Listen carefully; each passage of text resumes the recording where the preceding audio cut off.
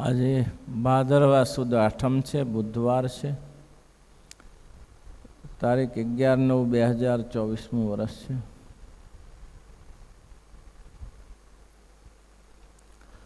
બે દિવસથી વચનામૃત આપણે પ્રથમનું 56મું ચલાવીએ છીએ, ચર્ચા સત્સંગ કરીએ છીએ.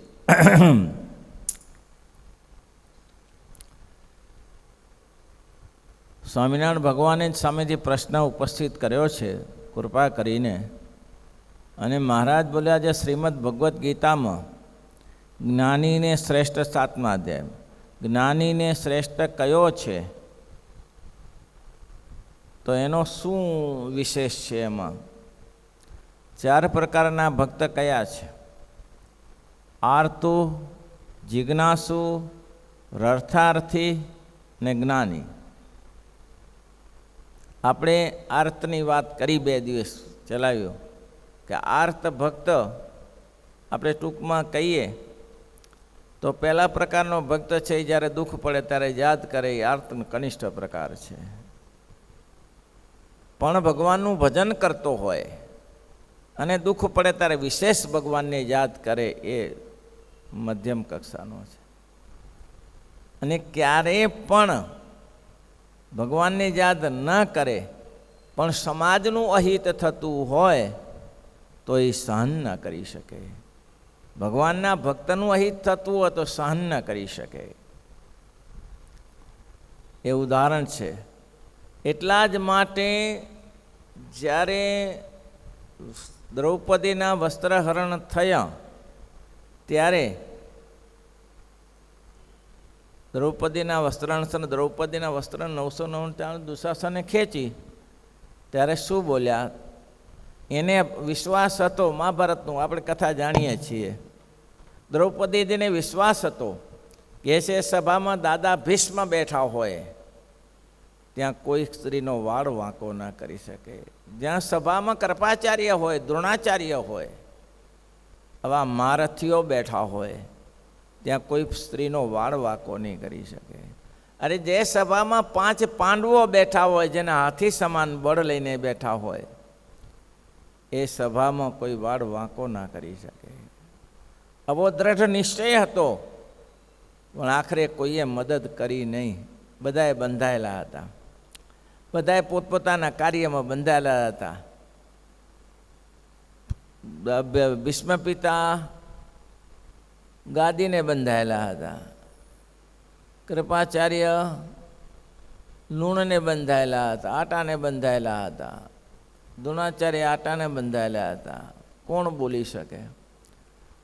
5 પાંડવો હારી ગયેલા હતા, કોણ બોલી શકે? ત્યારે દ્રૌપદીજીએ પોકાર કર્યો કે દાદા ભીષ્મ, આ કોઈ એક દ્રૌપદીની લાજ લેવાતી નથી, આ સમસ્ત સ્ત્રીઓની લાજ લેવાય છે. આવી રીતે જો સ્ત્રીઓ પરેશાન થશે તો ભારતની ભૂમિ રસાતળે જશે, એટલું વિચારો. પણ કોઈએ મદદ કરી નહીં. અને આપણે જાણીએ છીએ જ્યારે રાજસુ સભામાં આવ્યા ત્યારે દુર્યોધને પકડવાનો પ્રયત્ન કર્યો, ત્યારે એને સુદર્શન ચક્ર ચલાવ્યું અને ભગવાનની આંગળીમાંથી ધાર લોહીની થઈ. ત્યારે ત્યાં દ્રૌપદીજી બેઠા હતા. દ્રૌપદીજીએ કહ્યું કે અત્યારે સમય છે, પ્રભુને અત્યારે પાટો બાંધો. પોતાની સાડી તોડીને, સાડીનો ચીરો કરીને પાટો બંધાયો. એ ભગવાનને વાત યાદ હતી. એટલે જ્યારે આ પ્રકરણ બન્યું ત્યારે બધાને સામે સંભાળી લીધા, બધાને સંભાળ્યા. બધે દાદા સામે જોયું, કૃપાચાર્ય સામે જોયું, દ્રોણાચાર્ય સામે જોયું, 5 પાંડવો સામે જોયું. પછી દેખાયું કે આ કોઈ રક્ષણ કરનાર નથી. ત્યારે ભગવાનને પોકાર્યા અને ભગવાન તરત આવી ગયા. ત્યારે દ્રૌપદીજીએ કહ્યું કે હે દ્વારકાના ધણી, આટલું લેટ કેમ થયા? હું ક્યારની હેરાન થતી હતી તો તમે આટલા મોડા કેમ થયા? ત્યારે ભગવાને કીધું કે હું મોડો નથી થયો, તમે મોડા પડ્યા છો. જેવો મને યાદ કર્યો, તને જ્યાં સુધી બીજાનો ભરોસો હોય ત્યાં સુધી હું કોઈની પાછળ દોડતો નથી. જેને મારો જ ભરોસો છે, એક જ ભરોસો છે એની પાછળ હું દોડું છું. ખેડૂત બિયારણ વાવે, ખેડૂત જમીનમાં બિયારણ વાવે, પછી શું ભરોસો રાખે? 4-5 દિવસ થશે એટલે ઉગશે, બારે નીકળશે. અને નીકળે જ છે ને. એને જે શ્રદ્ધા છે કે આ હું નાખેલું અનાજ નીકળશે, તો એ ઉગી નીકળે છે.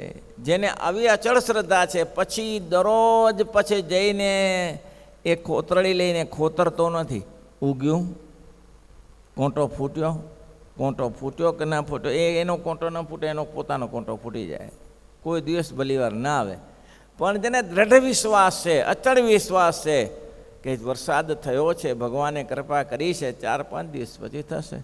અને ક્રમ પ્રમાણે ડુંડા આવી જાય છે, બાજરી તૈયાર થઈ જાય છે, ઘઉં તૈયાર થઈ જાય છે. આ બધું ભગવાને ઉપર કેવી રીતે ભરી દીધું છે. તો આવો દ્રઢ વિશ્વાસ જેને હોય, અચળ ભરોસો ભગવાનનો રહે છે જો ભક્તને ભરપૂર. આપણે ચાતક પક્ષીનું દ્રષ્ટાંત આપતા હતા.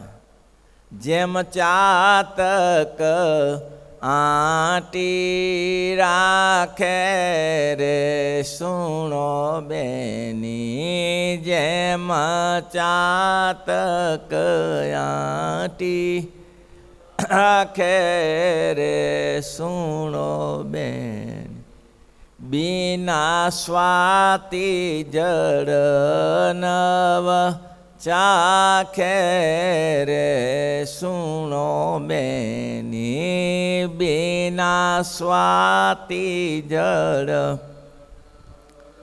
ચાખે રે સુણો.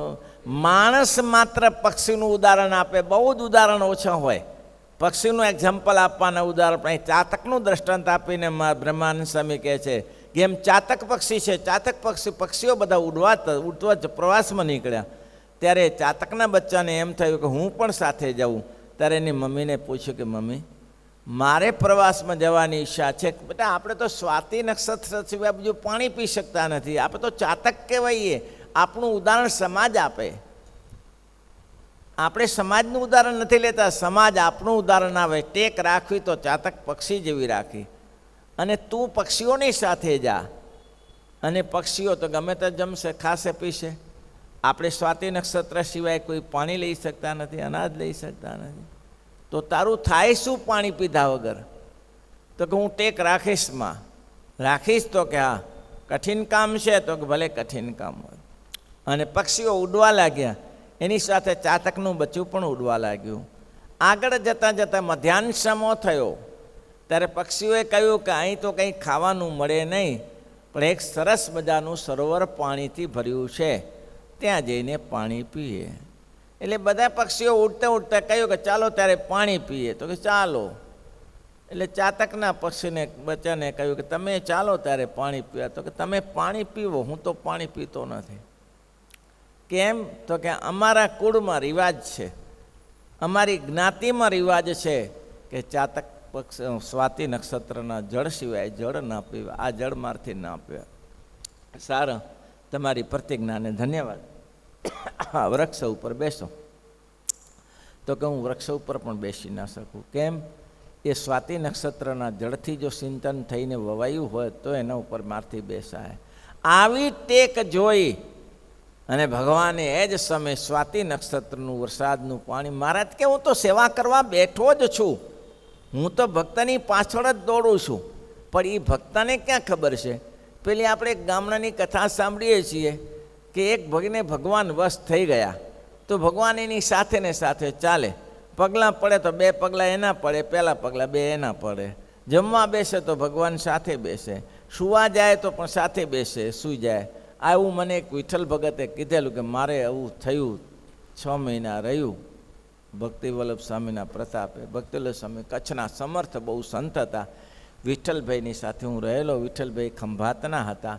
એમને કહ્યું કે રાત્રિનો સમય હતો, 10 વાગ્યાનો ટાઈમ હતો, અને સ્વામીએ મને 2 દિવસ પહેલાં ખંભાતથી બોલાવ્યો હતો. એટલે સ્વામીના દર્શન કરવા માટે હું આવતો હતો. 10 વાગે સ્વામીને મળ્યો. એટલે સ્વામીએ મને કહ્યું કે એલા વિઠ્ઠલ, મોડેથી આવ્યો? તો કે હા સ્વામી, આપનો સમાચાર હતા એટલે દોડતો આવ્યો. સરસ સરસ, લે સારું, તને તું ભગવાન માટે આવ્યો છો? તો કે હા, ભગવાન તમારા આપણા સંત જેવા રાજી કરવા છે. તો ભગવાન જોઈએ છે ને તારે? તો કે હા, ભગવાન જોઈએ. બીજું શું જોઈએ? ત્યારે સુખી માણસો, બાલુભાઈના બધા કુટુંબના. એટલે સ્વામીએ તરત જ પોતાની પાસે મૂર્તિ હતી ઘનશ્યામ મહારાજની, એ મૂર્તિ લઈને વિઠ્ઠલભાઈને આપી. વિઠ્ઠલભાઈ એમ કીધું કે મૂર્તિ અત્યારે મારી પાસે છે. એ મૂર્તિ આપીને કીધું, લે લઈ જા ભગવાન, તારે લે, તારી સાથે રાખજે. ત્યારથી ઘનશ્યામ મહારાજ મારી સાથે થઈ ગયા. ત્યારથી આનું જમવા બેસું તો જમવા બેસે, સૂઈએ તો સૂઈ જાય, બેસી તો બેસે, સાથે સાથે ચાલે. સ્વામીએ શરત આપી હતી. સ્વામી કીધું, વિઠ્ઠલ, આ ભગવાન ત્યાં સુધી તારી જોડે રહેશે હો, આ ભગવાન તારી જોડે ત્યાં સુધી રહેશે જ્યાં સુધી દવાખાનામાં દવા નથી લીધી, જ્યાં સુધી બહારનું ખાધું નથી. બહારને ખાવાનો તો પ્રશ્ન હતો નહીં, પણ 6 મહિના પછી એને વધરાવેલનું દર્દ, એટલે શું કહેવાય, એપેન્ડિક્સનું દર્દ થયું અને દવાખાનામાં દાખલ થયા. એ શીશી સુંગાડીને ભગવાન ગયા. એને કીધું, બહુ મથ્યો. સ્વામીને મળવા ગયો. સ્વામી ગામ, મેં સમાચાર સાંભળેલા, સુખપુર હતા, પણ સ્વામી દેહ છોડીને ભગવાનના ધામમાં ચાલી ગયા. ત્યારથી હું ઝંખું છું, પણ ભગવાનની મૂર્તિ મળતી નથી. મોટા પુરુષ દયા કરે તો ભગવાન, તો મેં કીધું ને, ભક્તને માટે તૈયાર જ છે. ભક્તની કેટલી તૈયારી છે એ ભગવાન જુએ કે તારી ક્યારી કેટલી છે. તો ચાતક પક્ષીઓ ઉડતા હતા, એમાંથી ચાતકના જળને જળ મળી ગયું. ટેક રાખી તો મહારાજ કે, ટેક ના મેલે રે તે મરદ ખરા જગ માહી. ટેક ના મેલે રે તે મરદ ખરા જગ માહી. ટેક ના મેલે રે તે ત્રિવિધિ તાપે રે કદી અંતર ડોલે નહીં. ત્રિવિધિ તાપે રે. આ જગના સુખ દુઃખ તો આવે, માન અપમાન થાય, સુખ ને દુઃખ આવે, પણ અટળ રહે, કોઈ દિવસ ટળતો નથી. તો ભગવાન એની સહાયતા કરે છે. દ્રૌપદીજીએ કહ્યું કે પ્રભુ, તમે મોડા ભગવાન કહે તું યાદ કરે ને ત્યારે આવું. તને ભરોસો હતો કોના ઉપર?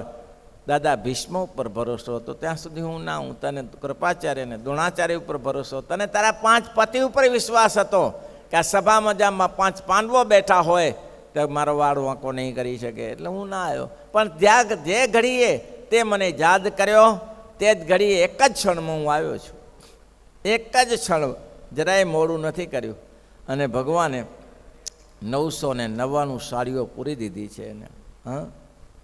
કંઈ ઓછું પડ્યું? એને ક્યાંથી લાવવાની? એચા ફેક્ટરીમાં ગયા હતા. એ કુદરતી ભગવાનને તો ધારે કરી શકે, ઈશ્વર સમર્થ છે, ધારે કરી શકે. એટલે આ એનું ઉદાહરણ સંપ્રદાયમાં આપણા સંતો ઘણા, મેં કાલે સચ્ચિદાનંદ સ્વામીની વાત કરી હતી ને, તો એને શું હતું? લ્યો, સચ્ચિદાનંદ સ્વામીને એને તો પ્રગટ ભગવાન મળેલા હતા. પણ કોઈ સંત અહીંયા આવશે દ્વારિકામાં ત્યારે એના દર્શન કેમ કરશે? આ ગુગડીઓ પૈસા લેવા સીધા દર્શન સ્નાન કરવા દેતા નથી, છાપો આપતા નથી, દર્શન કરવા દેતા નથી. તો થશે શું? એના માટે કરીને 11 ઉપવાસ કર્યા અને ભગવાનની સાથે પ્રાર્થના કરીને ભગવાનને પ્રસન્ન કરીને કહ્યું. અને છેવટે આ મહાપુરુષ સચ્ચિદાનંદ સ્વામી દ્વારકાધીશને વડતાલમાં લાવીને પધરાવી દીધા. સમર્થ સંત છે. સંતો ધારે તે કરી શકે, પણ ભગવાન કસોટી તો લે. પણ મથ્યા શેના માટે? પોતા માટે નથી મથ્યા. મથ્યા શેના માટે? મારા સાધુઓ હજારો છે અને અહીંયા આવશે, પૈસા હોતા નથી કોઈ જોડે, ત્યારે આવશે ત્યારે શું કરશે? ત્યારે શું થશે? વચનામૃતમાં એક પ્રશ્ન છે કે અત્યારે જે તકલીફ થઈ તેમાં જેવું જેનું મન હશે તેવું જણાઈ ગયું હશે. બોલો.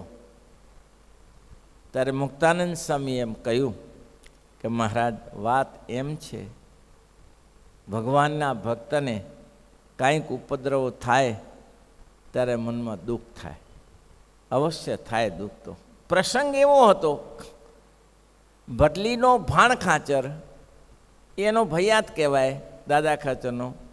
દાદા ખાચરની સીમાડો અને ભડલીના ભાણ ખાચરનો સીમાડો એક જ. ખેતરોનો સીમાડો. હવે માંડવધાર એના શેઢા ઉપર આવે અને માંડવધારમાં ખેતર એટલે ભરલીનો ફાણ ખાતર કે મારા ભાગે આવે. અને ખરેખર દાદા ખાતરને એમ હતું જ કે મારું જ છે, દાદા ખાતરનું જ હતું. એટલે શ્રીજી મહારાજ અન્યાયને માર્ગે ચાલ્યા નહીં. મહારાજ કે હકીકતમાં રેકર્ડ ઉપર આ જે ખેતર છે એ દાદા ખાતરનું છે, પણ ભડલીનો ભાણ ખાતર છોડતો નથી. એટલે ભડલીનો ભાણ ખાતર કોઈ દિવસે ભગુજીને પહોંચી ન વળે. એને ખબર હતી કે જ્યાં સુધી ભગુજી બેઠો ત્યાં સુધી કોઈની તાકાત નહીં કામ કરી શકે. એટલે એને કર્યું શું? એને 450 માણસો ભેગા કર્યા. 450 માણસો ક્યાં માંડવધારમાં ભેગા કર્યા. ખાલી એમ નહીં, યજ્ઞ કર્યો. યજ્ઞ કર્યો માતાજીનો. અને યજ્ઞમાં શું? મધ્ય માંસ ને બધું હોમ્યું, બકરાને કુકડાને બધું નાખ્યું. યજ્ઞ કેમ? બધાને આવ્યા હતા લડવા માટે, એને બધાને ખવડાવવું તો પડે ને. તો આવું તો અઠવાડિયુંથી ચાલતું હતું. ત્યારે કોઈએ કહ્યું કે બાપુ મહારાજ, તો કે હા, આ બાપુ છે ને, જીવા બાપુ, બાપુ એટલે જીવા બાપુ, આ જીવા બાપુ તમારી પાસે બેસે છે, પણ માંડવધારમાં હળો એને નાખ્યો છે બધો. આ કરાવનાર એ છે. બધેનું અહીંયાથી પહોંચે છે ખાવાનું. ખાવાનું બધાનું અહીંયાથી પહોંચે છે. મારે કે જીવો બાપુ, તો આ અમારે તો 5 સાષ્ટાંગ દંડવટ કરે છે આપણે આવીને. આ એ દંડવટ કરનારા. ભાઈ સત્સંગનો બહુ વિશ્વાસ નહીં રાખવાનો, માપે રાખવાનો, નહીં તો સવારે લાંબા થઈને પડી જાય અને પાછળથી શરીર ભોંકે હવા હોય. હવે આવું થયું. લ્યો, જીવા ખાચર બધી વ્યવસ્થા કરે. જીવા ખાચરને એમ કે દાદા ખાચરના 6 ગામ છે અને મારે 6 ગામ, 2 ભાઈઓ કાકા ભાઈઓ, મારે 6 ગામ છે. જો આ ગામ આવી જાય તો 7 ગામનો ધણી થઈ જાઉં. અને આ ગામ જાય અને એમાંય જો દાદા ખાચરને મારી નાખવામાં આવે તો દાદો ખાચર મરી જાય તો 12 ગામનો ધણી. બોલો પછી કોણ આપણે પહોંચે? હવે આમાં ને આમાં 12 ગામનો ધણી. એને ખબર નહીં તારો બાપ બેઠો છે અહીંયા, કંઈ તારો વાળ વાંકો નહીં થાય. એમાં જબરજસ્ત બખાડો કર્યો. એટલે મહારાજે જીવા બાપુને બોલાયા કે જીવા બાપુ, આ કંઈ થાય છે એ તમને ખબર છે? કંઈ આ બધું તોફાન ચાલે છે ને? મહારાજ બહુ તકલીફવાળું કામ છે. મહારાજ કે કેમ તકલીફવાળું કામ છે? મહારાજ એમાં એવું થયું છે કે ખબર ને મતારો ભેગા આવે, એની સાથે ભડલીનો ભાણખાચર હોય ને ખબર મતારો મહાભારે મુસ્લિમો છે અને મારી નાખે. મહારાજ કે આપણે શું કરવું પડે? જીવા ખાચર એ કયો. મહારાજ એ લોકોને કોઈ દાદા ખાચર છોડે કોઈ પ્રશ્ન નથી. આ લોકો ભેગા થયા છે તમારા માટે. કેમ? તો કે સ્વામિનારાયણ કેમ દાદા ખાચરને ત્યાં રહે છે એના માટે ભેગા. મારા બેટાએ કેવું હલાડ્યું લ્યો કે તમારા માટે ભેગા થયા છે. મહારાજ કે અમારે શું કરવું જોઈએ? મહારાજ થોડા દિવસ માટે ગઢડા છોડી દેવું પડે. મહારાજ કે એવું? તો કે આ ગઢડા છોડવું પડે નહીં? તો કે અને મહારાજ કે જીવા બાપુ, જો એવું થતું હોય તમે છોડી દઈએ. અમારા કારણે જો હરણગતિ થતી હોય તો અમારે અહીંયા શું કરાય રહેવું જોઈએ? ગઢડા છોડી દેવું હિતાવ છે કે દાદા ખાતેની મુસીબત શું કરાય કરવી? હવે આ જો શ્રીજી મહારાજ જો ગઢડા છોડી દે તો ઓલા તરત ચડાઈ કરી દે. એને તૈયારી હતી પૂરેપૂરી. મહારાજ કે તો શું કરીશું? મહારાજ ગમે તે વિચારો 2 દિવસમાં. પ્રશ્ન તમારા પૂરતો છે, કંઈ આના પૂરતો પ્રશ્ન નથી. મહારાજ કે તો જીવા ખાતર એક કામ કરીએ. શું? એ કરીમ મહારાજનો હજુરી. કરીમ તો કે હા, બળદગાડું લેતો હોય, ગાડી લેતો હોય, સારામાં સારા બળદવાળી ગાડી લેતો હોય. અત્યારે આપણે ચાલ્યા જઈએ. અત્યારે અહીંયા ઉપાધિ થતી હોય તો શું કરે? અત્યારે ચાલ્યા જઈએ. એટલે મહારાજે ગાડું મગાવ્યું અને સરસ બળદ અને નાજા જગ્યાને સાથે લીધા. અને મહારાજ કે ચાલો ત્યારે. એમાં બાપુ કે, બાપુ એટલે શું? જીવા બાપુ કે ચાલો ત્યારે હું આવું સાથે વડાવવા માટે. જીવો ખાતર વડાવવા જતો હતો. જીવો ખાતર એના માટે જતો હતો કે કઈ બાજુ જાય છે તપાસ તો કરું. જાય છે કઈ બાજુ એ તો તપાસ કરો. એ પાછળ ગયો, છેટ રાધા વાવે ગયો, 5, 6, 7 કિલોમીટર ત્યાં પહોંચ્યો. એની પાછળ આટલું વડાવવા માટે ગયો. પછી મહારાજે કીધું જીવા બાપુ, હવે અમે થાક્યા છીએ, રાત્રિનો સમય છે, તમે એક કામ કરો, તમે પાછા વળો, અમે થોડો આરામ કરી અને પછી કાર્યાણી બાજુ જશું. અમારે પ્લાન એવો છે. જીવા બાપુ પાછળ હોય હાસ. જીવા બાપુ કે ટાઢે પાણી ખા, ટાઢે પાણી ખા. ગયો આ ઉપાધિ કરતો હતો. આ 2 દિવસમાં આપણે પતાવી દઈએ, 2 દિવસમાં કિસ્સો પૂરો કરી દઈએ. માંડવધારે જાય ને 6 દાદાને પૂરો કરી નાખીએ, મારી નાખીએ અને પૂરું બધું કામ કરી નાખીએ. શ્રીજી મહારાજ રાધાબાઈએ અડધી કલાક આરામ કર્યો. પછી કરીમને કહ્યું, જોડ ગાડું જોડ. કરીમે ગાડું જોડ્યું. નાજા જોગ્યા પાછળ. એક તો નાજો જોડી પાછળ આંધળો, દેખાય નહીં એને કે રાત્રે દેખાતું નહોતું નાજા જોગ્યા. ગાડું જોડ. પછી મહારાજે ગાડું જોડીને કઈ બાજુ લઉં? માંડવધાર. માંડવધાર લઈ લે ગાડું. અરે મહારાજ, માંડવધાર ખબર મતારો ને આ અહીંયા બદલીનો ભાણ ખાતર ને ત્યાં લેવાતો ઉપાધિ કરી નાખે. મારે કોઈ પાર્ષદો નથી. 13-14 પાર્ષદો હોય તો બરાબર છે કે આપણે તમે સામલો કરી શકે. કોણ સામલો? અરે તું લે ગાડી ચલાવ્યો ને આગળ, સામલો કર્યા સિવાય. નાજો જોગ્યો કે મારે તમે એક કામ કરો, આ તો મારા ઉપર આવી પડશે. મહારાજ કે તારા ઉપરથી પાછો વળી જાય ને, તારા ઉપર આવી જતું હોત મને જવા દે ને, તું શું કરે મને રોકે? અરે પણ મહારાજ ત્યાં નહીં પહોંચી વળીએ. મહારાજ કે બધે પહોંચી વળીશું, ચિંતા ન કર, ચાલ તું મારી સાથે. અને ચાલે આગળ ગયા. કરીમભાઈના હાથ ધ્રુજે. મહારાજ કે નીચે બેસ, પાછળ. અને મહારાજે ગાડી ચલાવીને સડસડાટ માંડવધાર ગાડી પહોંચાડી દીધી. અને ગાડી પહોંચાડીને જ્યાં પેલાનો યજ્ઞ ચાલે છે, યજ્ઞ ચાલે છે ત્યાં મહારાજે ગાડીનો ડૂટલો ઊંચો કરીને પછાડ્યો. અને મારા બેટા જેમ સ્ત્રીઓના ગર્ભ સરી પડે એવો ભયંકર અવાજ થયો ત્રિલોકીમાં. અને ત્યાંથી હ્યું ફ્યું કરીને કે મારી નાખ્યા, આ તો મારી નાખ્યા, આ તો મારી નાખ્યા. ગમે તેવો ભૂકંપ થયો. સ્વામિનારાયણ ભાઈને સ્વામિનારાયણની સામે ઊભું ન રહેવાય કે ભાગો ત્યાંથી. રીયો છીયો થઈને ભાગી ગયા. એ જે ત્યાં જેઠો ગોવાળીઓ ને મેરો ગોવાળીઓ મુખ્ય લીડર હતા, એ લીડર હતા, એને પણ મહારાજે કહી દીધું કે હવે જો એને પત્નીને કહ્યું, હવે જો અહીંયા આ ગામમાં આવ્યા હશે ને તો પગે પગ ભાંગીને કાલે પાછો આવીશ. કાલને કાલ ઉચાળા મૂકીને લઈ જાઓ અહીંયાથી, એક પણ ના જોઈએ કને. આ જમીન માંડવધારની છે, દાદા ખચરની છે. અને રાતોરાત ફ્લાઇંગ કરી અને મહારાજ પાછા આવીને સૂઈ ગયા. ત્યારે પૂછ્યું, આ પ્રશ્ન ત્યારે ઊભો કર્યો કે જેને જેવું હશે તેવું જણાઈ આવ્યું હશે વચનામૃતમાં. શ્રીપતિમ શ્રીધરમ સર્વ